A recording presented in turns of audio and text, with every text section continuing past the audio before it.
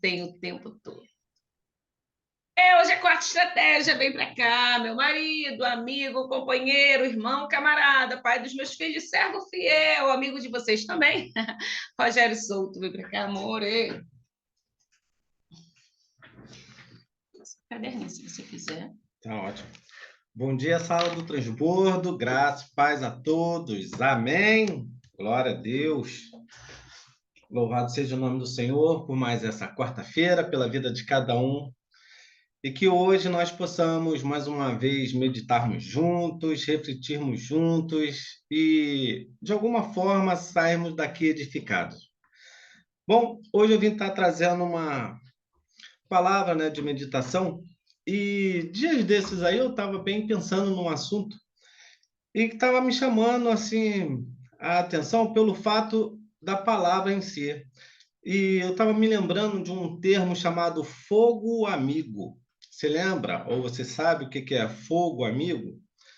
Fogo amigo foi um termo desenvolvido na década de 60, lá na Guerra do Vietnã. Os americanos, eles batizaram esse termo justamente porque era por causa de uma estratégia errada e pelo fato, muitas das vezes, da falta de planejamento correto e também de inteligência. Muitas das vezes, quem estava lá na linha de frente, lá abrindo o campo de batalha, era alvejado justamente pelos seus companheiros que estavam atrás. E isso aí gerou muita morte, né? Isso aí gerou problemas seríssimos. E quando a gente fica pensando nisso, fica imaginando assim, puxa, será que isso só acontece na guerra? Infelizmente não, né? Mas às vezes nós somos alvejados por aqueles que estão atrás da gente e o pior de tudo, são muitas das vezes os mais próximos, são aqueles que andam com a gente, são aqueles às vezes que são criados com a gente, e seja em ambientes diferentes, no trabalho, no ministério, por onde você for, às vezes você pode ser alvejado por esse fogo, amigo. Não é bom seria se viesse de frente, porque pelo menos você estaria um pouco mais preparado. E provavelmente ia doer menos, mas quando é aqui de trás, puxa, é complicado demais. Mas o Senhor, ele vem nessa manhã aqui para estar trazendo uma palavra para mim e para você que é possível ser curado, é possível superar tudo isso. Bom, Mateus, no capítulo 5, a partir do verso 43, diz assim, ó: Ouviste o que foi dito, amarás o teu próximo e odiarás o teu inimigo. Eu, porém, vos digo, amai os vossos inimigos e orai pelos que vos perseguem, para que vos torneis filhos do vosso Pai que está nos céus. Pois que ele faz raiar o seu sol sobre maus e bons, e derrama chuva sobre justos e injustos. Porque se amardes o que vos amam, que recompensa tendes? Não fazem os publicanos igualmente assim? E se saudardes somente os vossos irmãos, que fazeis de notável? Não agem os gentios dessa mesma maneira? Assim sendo, seja vós perfeito, como perfeito é o vosso Pai que estás nos céus. Esse processo de perfeição, de aperfeiçoamento, é algo que demanda muito tempo, demanda maturidade, demanda uma necessidade muito grande mesmo de se aproximar do Senhor. Porque maturidade, queridos, é algo que você não vai ali na farmácia, você não consegue comprar pela internet, é todo um processo. E esse processo, cada um de nós aqui tem o seu tempo determinado, né? Alguns já bem logo no início da caminhada do evangelho vão ganhando essa maturidade mais rápido. Outros já com grande caminhada no ministério, queridos, ainda não conseguem atingir essa maturidade. Mas que nessa manhã cada um de nós aqui possa pedir ao Senhor, Senhor, dá-me maturidade. Abre os meus olhos, dá-me discernimento, porque somente assim nós poderemos avançar e poderemos ficar mais firmes nessa caminhada. Bom, e aí, pesquisando sobre essa questão do fogo amigo, eu fui dar uma olhada num caso que me chamou muita atenção. Em 2021, uma adolescente começou a sofrer ataques maciços de bullying virtual e desencadeou nessa menina crises muito grandes de ansiedade e de depressão. E essa adolescente, também que tinha um namorado, ficou passando por esse processo durante um ano, sendo maciçamente eh, vítima desses ataques virtuais. Só que isso aí começou a chamar a atenção lá em Michigan. E aí a polícia local lá ela não estava conseguindo rastrear de onde vinham esses tipos de ataque. Conclusão, essa polícia local passou a pedir ajuda ao FBI. E aí, quando pediu ajuda ao FBI, porque as próprias mães dessa adolescente, junto com o namorado dela, ficaram desesperadas, né, com essa situação, e as mães se alinharam a ela para tentar resolver isso.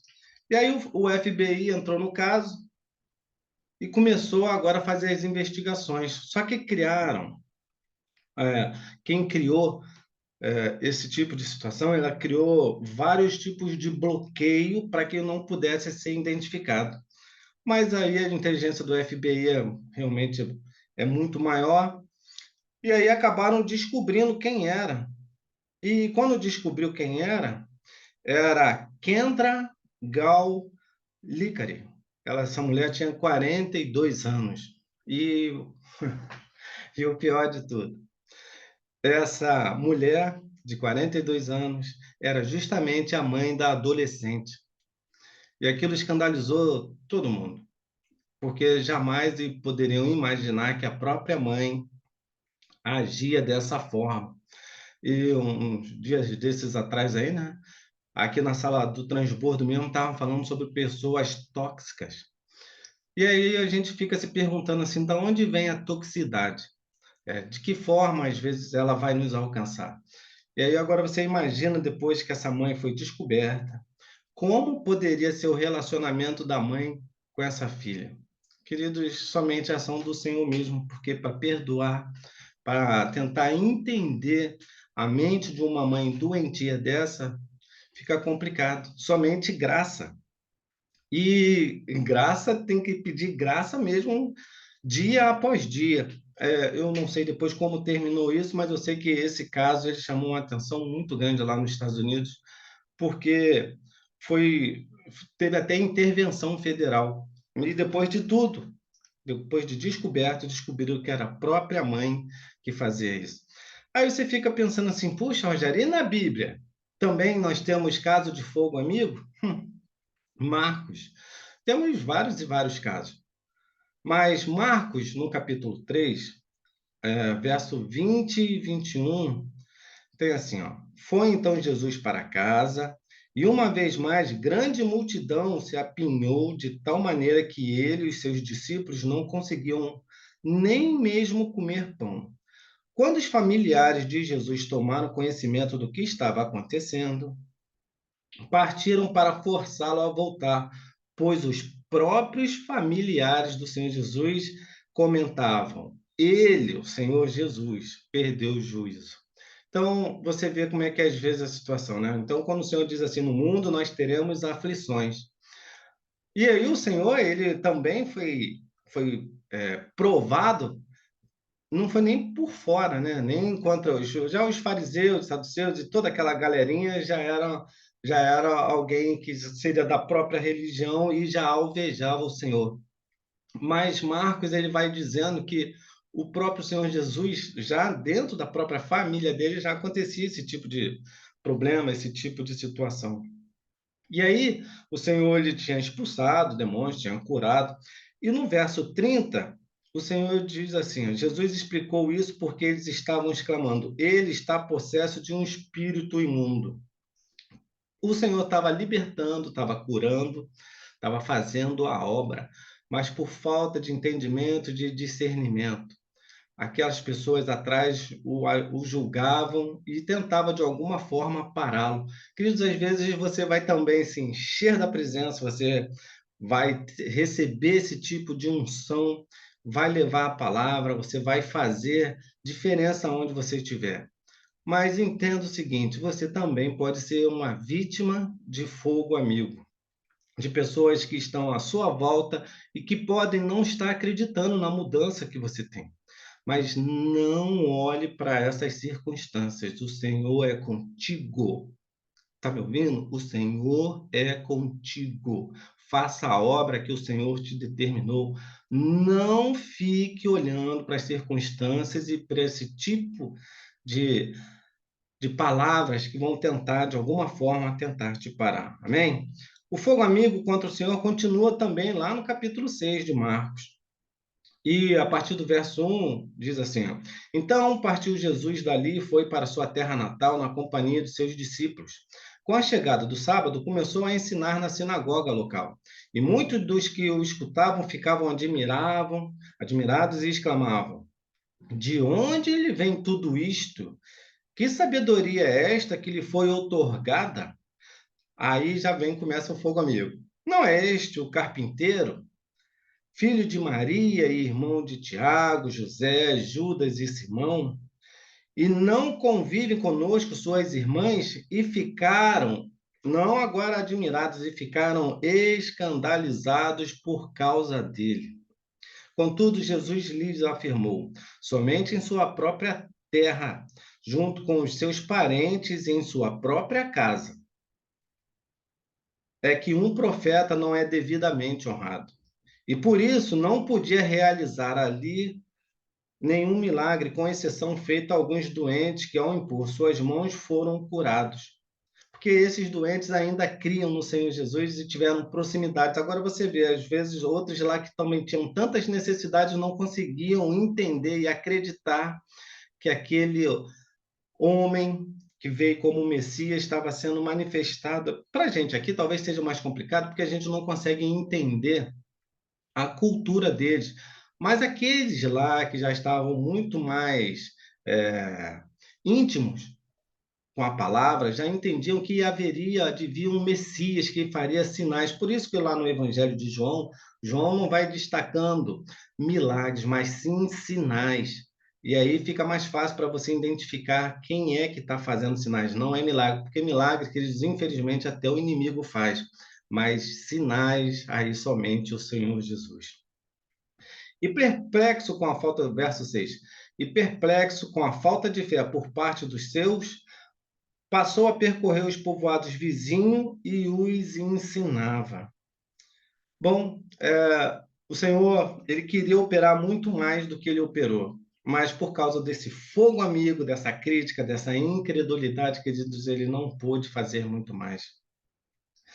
Bom, a gente vai vendo que essas questões do fogo amigo, às vezes também pode acontecer dentro do ministério. E quando você fala assim, dentro do ministério, como assim, Rogério? Dentro do ministério? Às vezes nós somos direcionados ou às vezes baseados em alguém com uma experiência maior que a sua, que tem muito mais tempo de ministério, que você às vezes pode entender que seja uma referência. E fica meio complicado quando você não tem esse tipo de discernimento, porque lá em 1 Reis, no capítulo 13, vai contar a história de um profeta novo e um profeta velho. E quando isso acontece, né, o profeta novo, por falta agora desse discernimento, ele acaba caindo numa armadilha. E para a gente entender melhor, 1 Reis 13, eu só vou ler só uma parte. A partir do verso 14, diz assim, ó. Partiu em busca do homem de Deus e encontrou sentado debaixo de um grande carvalho. Aproximou-se e perguntou: És tu, homem de Deus, vindo de Judá? E ele respondeu: sim. Em seguida, o profeta o convidou: vem comigo à minha casa para comer alguma coisa. Mas o homem de Deus recusou, explicando: não posso voltar contigo nem entrar em tua casa. Tampouco poderei comer pão nem beber água contigo neste lugar, porque assim me foi ordenado pela palavra do Senhor. Ali não comas pão nem bebas água, tampouco retornes pelo caminho por onde vieste. Contudo, o homem idoso, e aí às vezes a gente vai olhar justamente para essa questão, né, da aparência, da experiência, dos cabelos brancos. Contudo, o homem idoso lhe respondeu: Eu também sou profeta, como tu, e um anjo me falou por ordem do Senhor: Faze-o voltar comigo à tua casa, para que coma pão e beba água. Todavia, o velho profeta não estava dizendo a verdade. Diante disso, o homem de Deus voltou com ele, comeu pão em sua casa e saciou a sede que sentia, porque era uma necessidade, né? Dentro de uma necessidade, às vezes alguém pode te fazer um convite, queridos, que é contrário à vontade do Senhor. E aí, nesse momento, é algo que todos nós, precisamos ter uma blindagem chamada discernimento. Porque discernimento, ainda que venham os melhores convites, ainda que venham aquelas pessoas que aparentemente seriam as mais corretas para te dar um conselho naquele momento, queridos, cuidado, porque esse fogo amigo é sutil. E aí, depois, se você quiser entender melhor o que aconteceu, vai lá em 1 Reis e lê o capítulo 13, você vai entender que esse homem, depois que voltou, o próprio profeta velho agora foi usado pelo Senhor e dá uma sentença para ele, porque você fez isso. Agora, nem mais para o seu final você vai, porque você vai morrer antes de chegar lá. E aí esse homem, ele realmente sai dali, um leão o mata, e esse homem não consegue terminar a jornada justamente porque recebeu um fogo amigo de alguém que jamais deveria. Então, queridos, cada um de nós aqui entenda o seguinte: em algum momento da sua vida, o fogo amigo, às vezes, ele vai visitar você aonde você estiver, e cuidado, hein? Porque o inimigo tem essa virtude, né? Ele usa métodos de camuflagem. E camuflagem, queridos, é dificílimo de você discernir. Bom, eu quero deixar um recado aqui. Essa sala do transbordo aqui, ela tem o objetivo de ressuscitar a vida espiritual daqueles que já morreram. Essa sala do transbordo aqui, ela tem o objetivo de alcançar vidas para o reino. Essa sala do transbordo, ela foi criada para ser bênção para todos aqueles que de uma forma direta ou indireta o acompanham. Muitas das vezes eu não estou aqui todos os dias, mas a minha esposa, ela fica muito impactada porque a presença,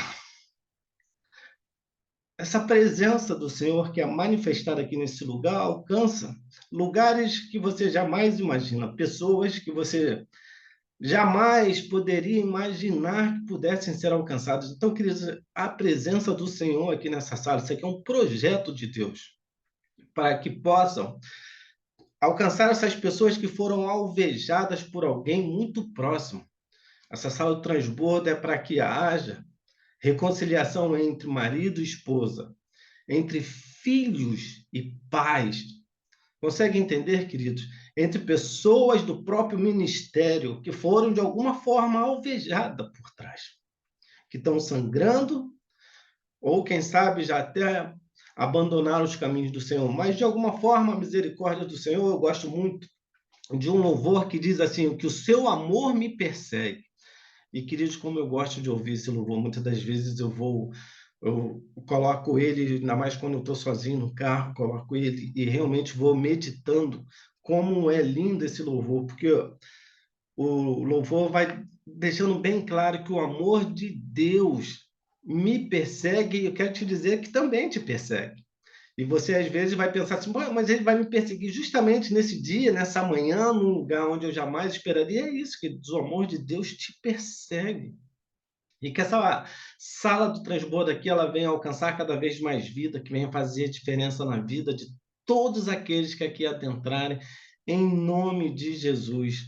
E o melhor de tudo, porque aqui, muitas das vezes, a palavra ministrada, ela liberta. João 8,32 diz que quando conhecemos a verdade, essa verdade nos liberta. E glória a Deus por isso. Agora, tem coisas, às vezes, que a gente também consegue melhorar a nossa blindagem aqui atrás. Isaías, lá no capítulo 58, vai dizendo algo interessante, né? Isaías 58, a partir do verso 7, vai dizendo que quando você vai atendendo à vontade do Senhor, e isso às vezes é contraditório, porque você às vezes não quer fazer a vontade de Deus. Você como eu, como qualquer outra pessoa, às vezes julgamos certas situações, avaliamos quem vai precisar ser ajudado, e por causa disso, muitas das vezes nós bloqueamos a ação do Senhor. Mas Isaías 58, verso 7, vai falando assim, que quando você partilha o teu pão com o faminto, quando você abriga o pobre e desamparado, quando você veste aquela pessoa que está precisando de roupa, e que muitas das vezes sem teto, né, sem ter para onde ir, e quando você não recusa ajuda ao teu próximo. Então, o verso 8 vai dizendo assim, quando fizeres assim, então a tua luz resplandecerá como a alvorada. Olha só que coisa tremenda, a luz resplandecerá, e aonde a luz há discernimento. E prontamente surgirá a tua cura. Até você que foi alvejado, queridos, que ainda está enfermo. Mas quando você começa a fazer a obra do Senhor, aí vai dizendo, né, surgirá a tua cura, a tua retidão caminhará diante de ti. E agora tem algo muito tremendo aqui. A gente, muitas das vezes, vai vendo as chamadas blindagens, aí tem os coletes, né, do pessoal que vai para a área de guerra, tem um colete, só que o colete não protege só a frente, ele também protege aqui atrás. E o finalzinho do verso 8 diz assim, ó, e a glória do Senhor guardará a tua retaguarda. Que coisa tremenda. Queridos, quando você vai fazendo a vontade do Senhor, e vai fazendo a vontade do Senhor a níveis cada vez mais forte, o próprio Deus ele vai te guardando para que esse fogo inimigo, ainda que venha te alvejar, não vai fazer estardalhaço, porque você está guardado, selado e brindado pela presença do Senhor, querido. Então, tem quantas e quantas pessoas que às vezes ainda ficam se perguntando assim, puxa, mas será que eu ainda posso fazer? Mas eu já me decepcionei tanto, queridos. Olha, a decepção é algo que está alinhada, né, a essa questão do fogo, amigo, porque às vezes você faz e não tem reconhecimento, mas se você ficar fazendo e olhando para aquela pessoa que você ajudou, alcançou, amparou, seja lá o que você fez de bem, se ela não te trouxe reconhecimento, se você ficar preso a esse tipo de sentimento, você vai deixar de fazer para outros. Mas quando você faz baseado naquilo que o Senhor te deu, queridos, a gratidão é algo interessante, você começa a fazer por amor. E quando você faz isso, aí os reflexos eles vão acontecendo à sua volta. Provérbios, no capítulo 16, também verso 7, vai dizendo assim, ó, quando as atitudes de uma pessoa são agradáveis ao Senhor, até os inimigos dessa pessoa vivem em paz com ela pela vontade divina. Ou seja, não é nem mais por aquilo que você pensa, o próprio Deus, por vontade divina, fazem com que os seus inimigos vivam em paz contigo. E isso já te dá mais segurança e isso faz você cada vez ficar mais forte e confiante. Então, eu sei que muitas pessoas passaram e têm passado e vão passar pelo fogo, amigo. Mas não desista da sua caminhada. O Senhor tem o melhor para cada um de nós. Amém? Eu já estou caminhando aqui para o finalzinho, porque eu preciso chegar lá naquela oficina, está cheia, está complicado, mas o Senhor é comigo, vai dar sabedoria a cada um de nós que trabalha ali, para que a gente possa resolver cada uma daquelas situações. Amém? Eu vou estar orando para estar encerrando, porque já chegou aqui essa mulher muito linda. Gente, ela fez para mim uma vitamina de abacate espetacular. Pena que vocês moram longe, senão até daria um pouquinho para cada um de vocês, tá bom? Mas vamos estar orando. Pai, muito obrigado, Senhor, por essa manhã, Deus. Muito obrigado, Senhor, pela vida de cada um dos teus servos que aqui se encontram. Vítimas, Senhor, do fogo amigo. Mas o Senhor é que cura, que liberta, que restaura, que põe de novo, Senhor, na caminhada, Pai, para que nós possamos avançar nesse campo de batalha do mundo espiritual. Ajuda-nos, Senhor, nessa caminhada, fortalece dia após dia cada um dos teus servos que aqui se encontram, Pai. Que haja cura, Senhor, em nome de Jesus. Muito obrigado, Senhor, por tudo já que o Senhor fez nesta sala, tem feito e ainda há de fazer. Assim nós oramos e somos muito gratos, Senhor, em nome de Jesus. Amém, amém. Tenham todos um lindo dia, um lindo dia de bênçãos. Você, queridos, saia daqui restaurado, curado, transformado para a honra e glória do nosso Deus. Darlan, Darlan, nós estamos orando por você, rapaz. Beijos para todo mundo aí. Amém, meu Deus, que palavra, que preciosidade estarmos aqui juntos. Amanhã é quinta de oração, hein? Não desanima não, se você aí, ó, encontrou aí esse fogo aí perdido, te atingiu, amanhã é oração, podemos estar aqui juntinhos, viu? Obrigado pela presença de todos, daqui a pouco a aula vai estar sendo gravada e a gente pode estar compartilhando. Beijo no coração de vocês, eu amo vocês, família, tamo junto, até Jesus voltar, viu?